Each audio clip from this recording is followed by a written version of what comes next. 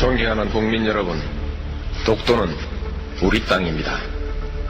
그냥 우리 땅이 아니라 40년 동안의 역사가 뚜렷하게 새겨져 있는 역사의 땅입니다.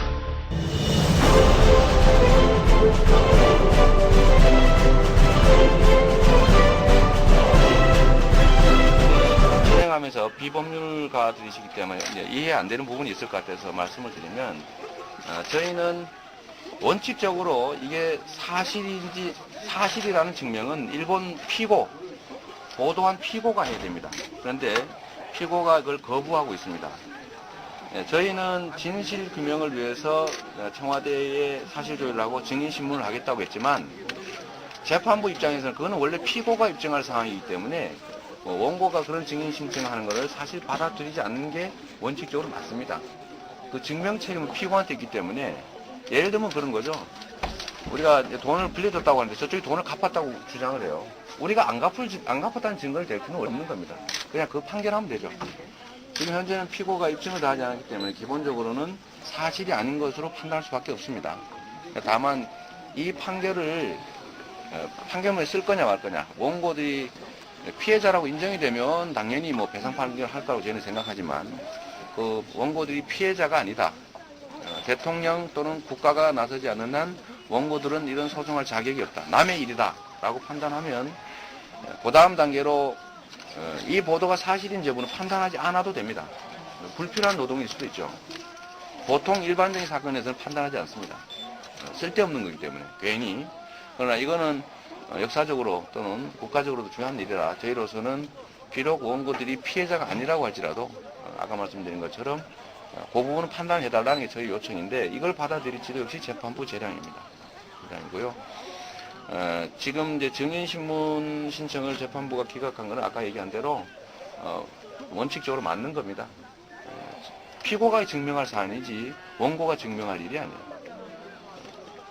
그래서 지금 아까하고 진행상은 그렇습니다. 4월 7일에 아마 선고를 열심히 하게 될 거고, 그 선고 결과에 대해서는 저희로서는 아까 말씀드린 것처럼 이게 일반적인 법인이나 회사는 뭐 대표이사의 명예를 훼손하면 주주는 소송할 자격이 없어요.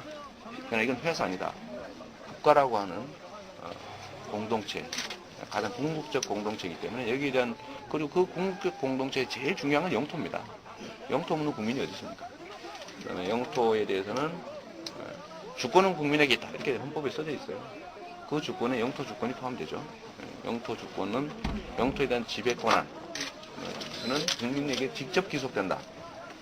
아까 얘기한 것처럼 외국 군대가 쳐들어온다고 원래 일반 이론으로 하면 국민은 자격이 없어요. 정규군이 나서야지. 대통령의 지휘를 받아서 징병명령을 받은 군대가 그걸 퇴치해야지, 일반이 나가지고 너 외국군이지 그렇게 하면 안 되는 거예요. 원래는 그거는 살인죄에 해당이 되죠. 그러나 이거는 허용이 됩니다. 왜 허용이 되냐? 직접적으로 영토를 침범하는 행위에 대해서는 국민이 직접 피해자이기 때문에 직접 구제를 스스로 할 수 있는 거예요. 그게 의병이지. 그죠? 관군들이 방어하지 않는다고 뭐 민간인이 그냥 가만히 있어 우리는 그런 거 막을 권리도 없다, 우리는 직접 피해자가 아니다, 이럴 수는 없는 거잖아요. 또 한 가지 마지막으로 말씀드리면, 이건 전례가 없는 일입니다. 왜 전례가 없느냐? 일국의 대통령이 다른 나라 보고 니네 땅이라고 쓰겠다는데 그래 나중에 써라, 이런 취지의 얘기를 할 리가 없지 않습니까? 이게 지금 정신이 온전한 대통령이면, 명목이나 했을 거예요. 가만있어 봐요. 그런 얘기 하면 안 되고, 정신이 온전한 사람이면 일국을 대표하는 대통령으로서 니네 땅 일부를 우리 영토라고 우리 교과서에 써가지고 우리 국민들이 가르치겠다, 이 선전포고입니다. 네? 이 선전포고를 벌쩍 띄어야죠. 안 된다, 뭔 소리냐, 에이, 그리고 박차고 나와야 되는 겁니다. 그런데 지금은 때가 아니다, 지금은 곤란하다, 기다려달라, 이렇게 말을 했다면 이건 제정신으로 한 얘기일 수가 없죠. 그래서 이게 국제적으로나 역사적으로 전례가 없습니다. 그래서 사례를 찾을 수가 없어요. 국제재판이든 어쨌든 이와 관련된 헌법재판이든 사례를 찾을 수 없는 게 당연합니다. 처음 있는 일이 처음 있는 일. 그런데 더 문제되는 것은 이런데도 아무 조치를 하지 않으면 더더욱 없는 일이죠. 스스로 자기 본인뿐만 아니라 대한민국의 통치권자로서, 국군의 통수권자로서 그 최고 책임자가 매국 행위를 했다. 영토를 일본이 가져도 나중에 해라. 뭐 이런 취지의 얘기를 했다면 그 광우병 월스트리트 저널 이런 거 비교할 바가 아니죠. 그러면 당연히 법적 조치하고 강력 제재를 해야 되는데 안 하고 있다는 거. 여기서 생기는 문제입니다. 그래서 아마 지금까지 역사적으로도 없는 일이지만 앞으로도 없겠죠.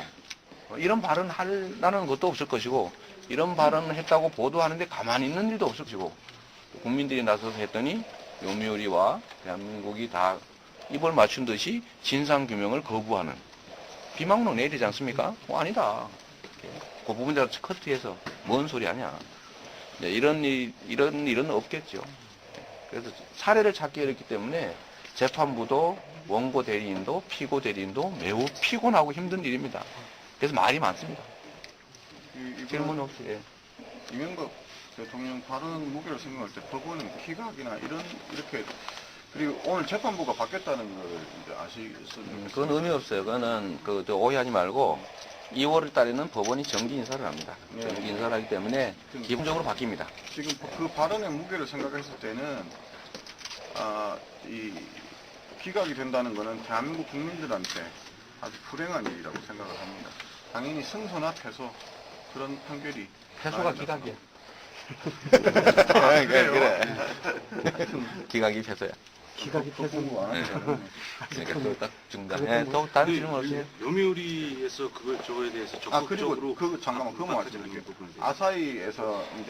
아사히에서 내용을 이제 이명박 대통령도 이제 거부를 했다.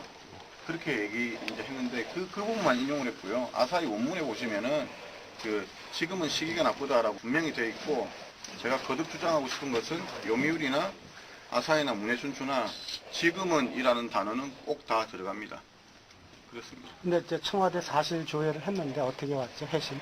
똑같 옛날에 얘기한 대로 사실무근이다 이렇게 나왔어요. 사실무근이요? 왔어요. 그러니까 이명박 대통령이 발언한 거에 대한 사실무근이다. 네, 아니다. 근데 아니다. 아니다고. 그러니까 뭐 어떤 입증이 전혀 안 되는 거는 사실관계다. 자료 없이 그냥. 네. 그래서 일본 요미우리 측 그렇게 주장을 해요. 네. 아니 발언 당사자가 아니란다고 그게 증거냐 이렇게 증거하고 있어요. 네.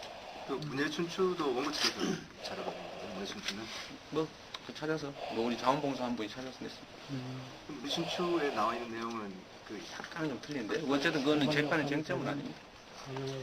요미우리 쪽에서 오늘 얘기하는 것도 대부분 적극적으로 사실이라는 얘기에 대한 전혀 얘기를 안 하고 영국을 침범했다 이런 얘기 아니 발로 안 하는 거 원래 재판은요 법정에 말로 하지 않습니다. 다 써서 내고요. 써서 낸 건 원래 말하지 않는 게 또 관행이에요. 원래는 법정에서 말로 하게 돼 있죠. 변론하게 되는데 관행적으로 다 써서 냅니다. 다 밑에 안 냈어요. 저희가 낸 거 아까 보여드렸지 않았나요? 네, 보여드렸고요. 그 입장에 대해서 어떻게 보시는지 요미우리 아니 요미우리 입장은 그런 거예요. 뭐 대한민국 국민이 무슨 피해자냐.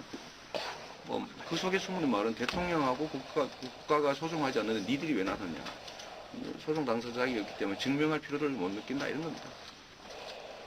그리고 우리는 그런 허위보도 하지 않는다. 그럼 그렇게 결론이 나면은 요미우리 측에서는 따로 증거 제출 같은 건 할 필요 없이 이 사건은 종결되는 건가요? 그래서 딱 하나 낸 게 뭐예요? 아니 아사히 신문도 이렇게 보도했다. 그거 하나 있습니다. 그러니까 이 진상에 대한 실체에 대한 접근 자체가 요미우리와 청와대에 의해서 봉쇄되어 있는 겁니다. 요미우리는 1차, 2차 재판을 계속해서 정치적으로 몰고 가고 있어요. 그런 부분들이 요미우리가 오보가 아니라는 걸 증명을 하든 아니면 오보라고 인정을 하지 않고 정치적이다. 정치적으로 이명박 대통령을 공격하기 위해서 낸 소송이 아니냐. 이런 식으로 몰고 가는 그런 변론들을 하고 있는데요. 사실은 요미우리하고 청와대 이명박 대통령하고 상당히 각이 세워져야 될 부분들인데 저희는 그런 느낌들을 가지고 보고 있지 않아서 이상하다는 생각도 듭니다. 지금 한나라당이 계속 이제 정치적 공세다 이렇게 지금 주장을 해서 한 가지 말씀을 드리면 제가 민주당 부대변인이긴 하지만 저도 이제 네티즌한 사람인 것이고 이 소송을 준비한 게 지금 한 게 아니에요. 준비한 게 작년 1월부터 한 겁니다. 작년 1월부터.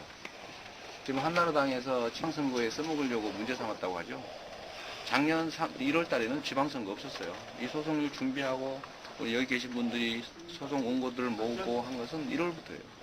그 모아서 비용 부족해서 그 비용 조달하고 또 일일이 주소 다 확인하고 네티즌이 했는데 뭐 주소를 제대로 안 쓰는 거죠. 그것도 뺄 수 없잖아요. 일일이 다 전화하고 확인해서 주소 다시 확인하고 인적사항 확인하느라고 한 7월까지 갔던 거고요. 작년 8월 13일에 제소했습니다. 작년 8월 13일에도 역시 선거는 없었어요. 예, 그리고 중요한 거는요, 이거를 저희들이 수면 위로 올라오게 하려고 저희가 뭐 어떤 뭐 공작을 하거나 그랬던 것이 아니라 저희가 이 재판을 계속 진행해 오면서 이 재판은 그 뭐 신문지상이나 언론에 전혀 거의 공개가 안 됐습니다. 그런 상황에서 이거를 공개시킨 거는 어떤 사건이었냐면은 저희 선정자 당사자 3명이 모두 안티 이명박 운영자들입니다. 그러다 보니까 이 경찰에서 한 열흘 전에 안티 이명박 그 총무 자택을 압수수색한 적이 있습니다. 그러니까 대부분의 그 경찰 조사는 촛불 기간에 거의 다 끝났는데 다시 이 시점에 와서 경찰이 먼저 저희들을 압수수색을 했고 그런 과정에서 저희가 독도소송을 지금 준비하고 있고 하고 있다는 것이 그게 언론에 노출이 됐습니다. 그래서 이 독도 그 재판이 수면 위로 떠오른 거지 결코 저희들이 이슈화 시키려고 해서 떠올린 것이 아니라는 것. 그 자체를 보더라도 이것은 저희가 정쟁으로 이용하려고 한 것이 아니라는 것이 입증이 되는 것입니다.